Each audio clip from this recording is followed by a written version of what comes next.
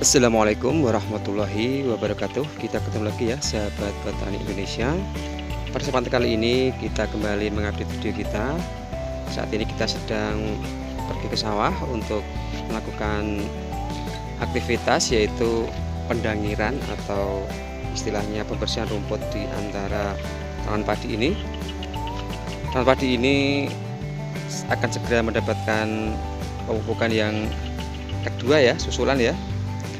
Tapi sebelumnya dilakukan pendangiran atau istilahnya maton yang dilakukan secara rutin untuk membersihkan gulma dan berbagai macam istilahnya hama yang ada, juga pembersihan keong kalau masih ada.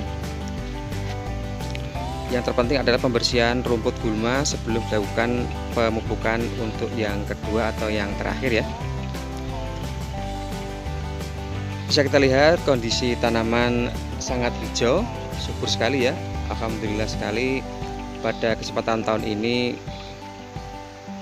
keadaan petani padi di Gunung Kidul sangat bersyukur sekali. Kemarin dalam istilahnya penggarapan sawah sampai masa tanam, juga sampai sekarang masa maton atau dangir, ini berjalan lancar. Ketersediaan air juga istilahnya tenaga kerja untuk melakukan kegiatan pertanian cukup tersedia dengan baik. Hanya satu kemarin yang cukup merepotkan yaitu saat pengadaan pupuk atau pembelian pupuk ya, karena sebagian besar petani di sini masih menggunakan pupuk kimia full ya, hanya ditambah pupuk dasar menggunakan pupuk kandang pada saat pengolahan lahan. Jadi kemarin sempat ada keterlambatan untuk mendapatkan pupuk ya, untuk digunakan sebagai pupuk padi kita ini. Tetapi pada akhirnya pun dapat, walaupun dengan harga yang ya segitu, istilahnya sangat memberatkan ya istilahnya bagi petani kecil. Tapi apa boleh buat, ini sudah merupakan istilahnya syarat ya, ataupun istilahnya penunjang keberhasilan tanaman padi. Karena petani di sini untuk beralih ke organik istilahnya baru wacana, istilahnya dalam tahap pembelajaran, jadi masih jauh ya untuk bisa beralih ke organik pada sektor tanaman padi. Tapi untuk sektor tanaman lain, biasanya untuk tanaman-tanaman yang lain sudah mulai dibiasakan dengan menggunakan pupuk organik.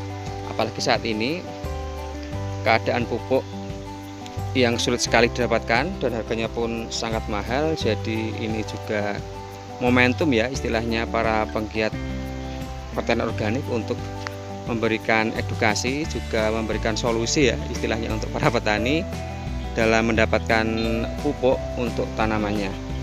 Tapi untuk padi biasanya para petani masih ragu-ragu karena mereka istilahnya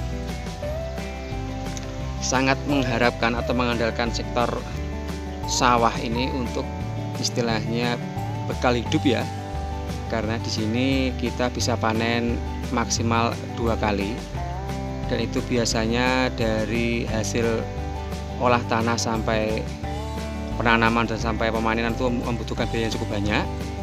Di samping itu ini merupakan jagan pangan ya untuk mengarungi 1 tahun ya, untuk sampai ke musim tanam yang akan datang. Jadi ini petani sangat tricky sekali, sangat istilahnya sulit sekali ya untuk pindah ke organik. Mereka takut penurunan hasil, juga takut istilahnya gagal panen katanya.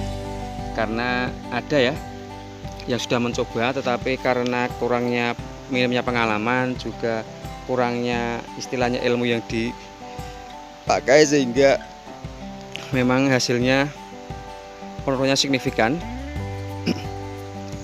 Tapi itu bukan merupakan tolak ukurnya, karena pembelajaran untuk mendapatkan suatu hasil yang terbaik adalah membutuhkan proses ya, dan juga membutuhkan pembuktian. Nah, biasanya para petani di sini istilahnya hitung-hitungannya itu untuk 1 kali tanam itu mereka membutuhkan biaya yang pertama untuk traktor pengolahan lahan.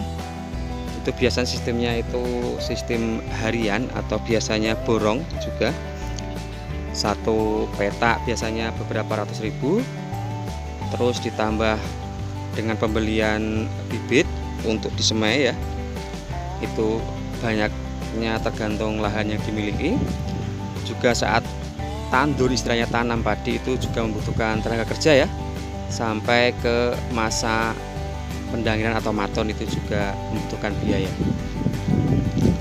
Nah, oleh karena itu di sini para petani juga sudah mulai istilahnya gemeni ya, istilahnya kohe atau kotoran hewan yang mereka miliki, baik sapi maupun kambing. Mereka sudah mulai sadar tentang pentingnya menjaga keseimbangan ekosistem ya, karena mereka sudah mulai teredukasi bahwasanya tanah itu juga membutuhkan unsur-unsur hara dari humus maupun dari kompos yang diberikan. Karena dulu petani di sini biasanya hanya dikentel dengan pupuk kimia, memang istilahnya awal-awal hasilnya bagus, tapi makin lama karena harga pupuknya makin mahal, juga tanah yang semakin tidak subur ya, jadi setiap tahun pemupukannya selalu ditambah untuk memaksimalkan hasil, tetapi hasilnya yaitu tadi tanah menjadi kurang subur dan pengeluaran dari sektor pupuk itu sangat tinggi sekali. Jadi ketika dihitung-hitung dari semua proses yang mengeluarkan biaya dibandingkan hasilnya, itu hasilnya minim sekali. Jadi mulai difikirkan lagi ya sekarang untuk bisa sedikit diimbangi dengan pupuk kandang yang dihasilkan baik dari kotoran hewan maupun dari kompos tumbuh-tumbuhan atau daun-daunan. Ini merupakan kabar baik ya, karena sudah mulai arahnya ke yang benar istilahnya. Bukannya keliru ya dengan pupuk kimia, tapi jadi sulit seperti saat ini karena sulitnya mendapatkan, juga tingginya harga pupuk. Itu siapa yang kita sampaikan, semoga ada manfaatnya. Salam tani dari petani padi Gunung Kidul. Semoga nanti padi kita ini bisa tumbuh subur, tidak ada penyakit yang berarti sampai musim panen tiba, dan bisa menghasilkan padi yang berkualitas. Terima kasih telah menyimak video ini. Banyak kata salah mohon maaf. Akhir kata, assalamualaikum warahmatullahi wabarakatuh.